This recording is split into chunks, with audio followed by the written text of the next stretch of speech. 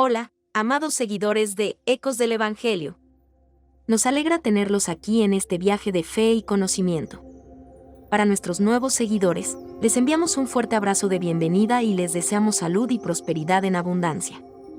Acompáñenos en este viaje a través de las Sagradas Escrituras, comenzando con la primera lectura que nos comparte el segundo libro de Simón capítulo 7, versículos 4 al 17. El Salmo 88 versículos 4 al 5 y 27 al 30 y el Santo Evangelio que nos revela San Marcos capítulo 4 versículos 1 al 20. Los invitamos a participar en esta enriquecedora experiencia de fe y reflexión. Gracias por ser parte de nuestra comunidad. Esperamos que cada video sea un faro de esperanza en sus vidas. Si aún no se han suscrito a nuestro canal, los invitamos a hacerlo para no perderse ni un solo mensaje que pueda iluminar sus vidas. No olviden dar like a nuestros videos. Primera lectura. Iniciemos nuestro encuentro con la palabra de Dios. Leamos el segundo libro de Simón capítulo 7, versículos 4 al 17. Prestemos atención a estas palabras llenas de significado. En aquellos días, el Señor le habló al profeta Natán y le dijo: Ve y dile a mi siervo David que el Señor le manda decir esto. ¿Piensas que vas a ser tú el que me construya una casa, para que yo habite en ella? Desde que saqué a Israel de Egipto hasta el presente, no he tenido casa, sino que he andado en una tienda de campaña, por donde quiera que han ido los hijos de Israel. ¿Acaso en todo ese tiempo le pedí a alguno de los jueces, a quienes puse como pastores de mi pueblo, Israel, que me construyera una casa de cedro? Di, pues, a mi siervo David: yo te saqué de los apriscos y de andar tras las ovejas, para que fueras el jefe de mi pueblo, Israel. Yo estaré contigo en todo lo que emprendas, acabaré con tus enemigos y te haré tan famoso como los hombres más famosos de la tierra. Le asignaré un lugar a mi pueblo, Israel, lo plantaré allí para que habite en su propia tierra. Vivirá tranquilo y sus enemigos ya no lo oprimirán más, como lo han venido haciendo desde los tiempos en que establecí jueces para gobernar a mi pueblo, Israel. Y a ti, David, te haré descansar de tus enemigos. Además, yo, el Señor, te hago saber que te daré una dinastía, y cuando tus días se hayan cumplido y descanses para siempre con tus padres, engrandeceré a tu hijo, sangre de tu sangre, y consolidaré su reino. Él me construirá una casa y yo consolidaré su trono para siempre. Yo seré para él un padre y él será para mí un hijo. Si hace el mal, yo lo castigaré con vara fuerte y con azotes, pero no le retiraré mi favor, como lo hice con Saúl, a quien quité de tu camino. Tu casa y tu reino permanecerán para siempre ante mí, y tu trono será estable eternamente. Natán comunicó a David todas estas palabras, conforme se las había revelado el Señor. Este poderoso pasaje nos sumerge en un diálogo divino entre el profeta Natán y el rey David, donde Dios revela su plan y promesas para la casa de David. La narrativa se despliega con una propuesta inicial de David de construir una casa para Dios, pero la respuesta divina revela un giro impresionante que abarca desde el pasado hasta el futuro, desde la humildad de David hasta la grandiosidad eterna de la dinastía que se establecerá. El relato comienza con la iniciativa de David de construir una casa para Dios. Este deseo refleja la sincera devoción de David y su anhelo de honrar al Señor. Sin embargo, la respuesta divina recalca una perspectiva más profunda. Dios, a través de Natán, le recuerda a David su naturaleza itinerante desde la liberación de Israel de Egipto, subrayando que él ha residido en tiendas de campaña y no en estructuras permanentes. Este recordatorio sirve como base para lo que sigue, la revelación de los planes divinos para David y su descendencia. El Señor revela a David que él no busca una casa física construida por manos humanas, sino que tiene la intención de establecer una casa dinástica que perdurará para siempre. Este mensaje va más allá de las expectativas terrenales de David y trasciende la temporalidad de los edificios físicos. Dios promete acompañar a David en todo lo que emprenda, asegurando el fin de sus enemigos y otorgándole renombre entre los más destacados de la tierra. El Señor promete asignar un lugar para su pueblo, Israel, donde vivirá en paz sin la opresión de los enemigos. Esta promesa revela el amor constante de Dios por su pueblo y su compromiso de brindarle seguridad y estabilidad. La promesa de descanso para David, liberándolo de la lucha contra los enemigos, es una manifestación del cuidado y la protección divina. El mensaje central de la revelación divina se enfoca en la dinastía de David. Dios declara que cuando David descanse con sus padres, él engrandecerá a su hijo, quien construirá una casa para Dios. La conexión única entre Dios y este descendiente se ilustra con la relación de padre e hijo. Aunque el descendiente puede enfrentar disciplina por el mal, el favor divino no será retirado, estableciendo una promesa de perpetuidad. La referencia a Saúl sirve como un recordatorio de la diferencia entre la relación de Dios con David y su relación con Saúl. Aunque Dios retiró su favor de Saúl debido a su desobediencia, la promesa a David y su dinastía es firme y eterna. Esto destaca la fidelidad de Dios hacia aquellos que buscan seguir su voluntad. Natán comunica estas palabras reveladoras a David, cumpliendo su papel como mensajero divino. Este encuentro entre el profeta y el rey resalta la importancia de la relación entre Dios y sus siervos elegidos. La revelación a David no solo trasciende su propia vida, sino que proyecta una sombra de esperanza y promesa sobre las generaciones futuras. Esta reflexión invita a contemplar la profundidad de las promesas divinas y la fidelidad de Dios a través de las épocas.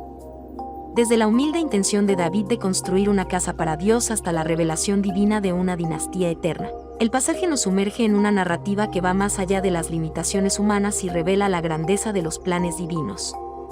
Que estas reflexiones inspiren a cada corazón a confiar en las promesas eternas de Dios y a seguir su voluntad con humildad y devoción. Salmo responsorial. Unámonos en oración y alabanza al escuchar el Salmo 88 versículos 4 al 5 y 27 al 30. Permitamos que nuestras voces se eleven en adoración. Repitan con nosotros. Proclamaré sin cesar la misericordia del Señor. Un juramento hice a David, mi servidor. Una alianza pacté con mi elegido. Consolidaré tu dinastía para siempre. Y afianzaré tu trono eternamente. Él me podrá decir, tú eres mi Padre. El Dios que me protege y que me salva. Y yo lo nombraré mi primogénito. Sobre todos los reyes de la tierra. Yo jamás le retiraré mi amor. No volaré el juramento que le hice. Nunca se extinguirá su descendencia. Y su trono durará igual en el cielo. Lectura del Evangelio. Ahora, abramos nuestros corazones a la lectura del Santo Evangelio según San Marcos capítulo 4 versículos 1 al 20. Escuchemos con atención las palabras de nuestro Señor Jesucristo. En aquel tiempo, Jesús se puso a enseñar otra vez junto al lago, y se reunió una muchedumbre tan grande, que Jesús tuvo que subir en una barca. Ahí se sentó, mientras la gente estaba en tierra, junto a la orilla.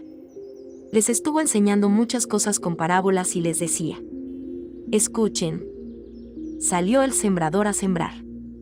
Cuando iba sembrando, unos granos cayeron en la vereda, vinieron los pájaros y se los comieron.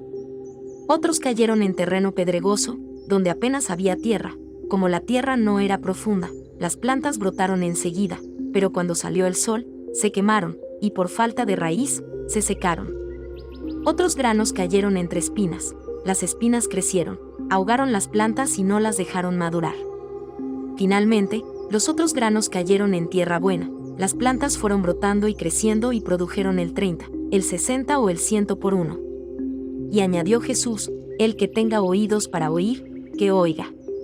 Cuando se quedaron solos, sus acompañantes y los 12 le preguntaron qué quería decir la parábola. Entonces Jesús les dijo: a ustedes se les ha confiado el secreto del reino de Dios. En cambio, a los que están fuera, todo les queda oscuro. Así, por más que miren, no verán, por más que oigan, no entenderán, a menos que se arrepientan y sean perdonados. Y les dijo a continuación: si no entienden esta parábola, ¿cómo van a comprender todas las demás? El sembrador siembra la palabra. Los granos de la vereda son aquellos en quienes se siembra la palabra, pero cuando la acaban de escuchar, viene Satanás y se lleva la palabra sembrada en ellos. Los que reciben la semilla en terreno pedregoso son los que, al escuchar la palabra, de momento la reciben con alegría, pero no tienen raíces, son inconstantes, y en cuanto surge un problema o una contrariedad por causa de la palabra, se dan por vencidos. Los que reciben la semilla entre espinas son los que escuchan la palabra, pero por las preocupaciones de esta vida, la seducción de las riquezas y el deseo de todo lo demás, que los invade, ahogan la palabra y la hacen estéril. Por fin, los que reciben la semilla en tierra buena son aquellos que escuchan la palabra, la aceptan y dan una cosecha, unos de 30, otros de 60 y otros de 100 por uno. Este profundo pasaje nos presenta la conocida parábola del sembrador, una enseñanza que revela las diversas respuestas de las personas ante la palabra de Dios. Jesús, rodeado por una multitud que se congrega a la orilla del lago, utiliza esta ilustración para iluminar las realidades del reino de Dios y los corazones receptivos o resistentes a su mensaje. La parábola comienza con el sembrador, quien representa a aquel que proclama la palabra de Dios. Este acto de sembrar refleja la difusión de la verdad divina en diferentes contextos de la vida. La semilla, símbolo de la palabra, cae en 4 tipos distintos de terreno, representando las diversas respuestas humanas. La primera categoría describe a aquellos cuyo corazón es como la vereda, donde la semilla cae pero es devorada por las aves. Estos son aquellos que escuchan la palabra, pero Satanás, personificado por las aves, arrebata lo sembrado antes de que pueda arraigar. Este terreno ilustra la incredulidad y la falta de receptividad, donde la palabra no encuentra espacio para echar raíces. El segundo tipo de terreno es el pedregoso, donde la semilla brota rápidamente pero se marchita por falta de raíces. Aquí, vemos a aquellos que inicialmente reciben la palabra con alegría, pero su fe carece de profundidad. La falta de raíces simboliza la superficialidad espiritual, y cuando enfrentan pruebas o dificultades, su fe se desvanece. La tercera categoría describe el terreno entre espinas, donde la semilla es ahogada. Este terreno representa a aquellos que escuchan la palabra, pero las preocupaciones mundanas, la seducción de las riquezas y los deseos terrenales crecen y ahogan la palabra, impidiendo su fructificación. Es una advertencia sobre los peligros de permitir que las distracciones del mundo nublen la recepción y aplicación de la palabra de Dios. Finalmente, el terreno bueno representa a aquellos que reciben la semilla en un corazón fértil. Aquí, la palabra es escuchada, aceptada y da fruto en diferentes proporciones, 30, 60 o 100 por 1. Este terreno simboliza el corazón receptivo y dispuesto, capaz de nutrir y permitir que la palabra de Dios florezca. Jesús concluye con la exhortación: el que tenga oídos para oír, que oiga. Esta frase destaca la importancia de la receptividad espiritual y la disposición para comprender las verdades del reino de Dios. Además, Jesús revela a sus discípulos que a ellos se les ha confiado el secreto del reino, destacando la bendición de comprender y vivir conforme a la voluntad divina. La explicación posterior de Jesús resalta la necesidad de discernimiento espiritual. Aquellos que escuchan la palabra deben prestar atención a su respuesta, evaluando si son como la vereda, el terreno pedregoso, el terreno entre espinas o el terreno bueno. Además, Jesús señala que entender esta parábola es clave para comprender todas las demás, subrayando su importancia central en la revelación del reino de Dios. Este pasaje invita a una profunda reflexión sobre nuestra receptividad a la palabra de Dios. ¿Cómo recibimos y cultivamos la semilla divina en nuestros corazones? ¿Somos como la vereda, cerrados a la verdad?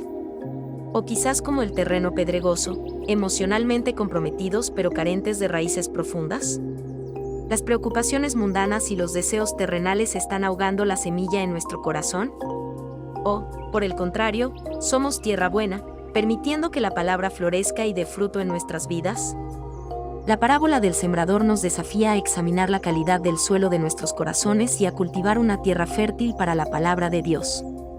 Que esta reflexión inspire un compromiso renovado con la receptividad espiritual, buscando ser tierra buena que permita que la semilla de la verdad divina transforme nuestras vidas y produzca frutos abundantes para la gloria del reino de Dios.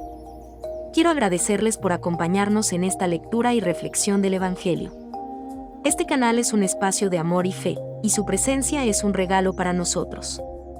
Les animo a suscribirse a este canal si aún no lo han hecho, y a dejar un like en este video si les ha inspirado de alguna manera.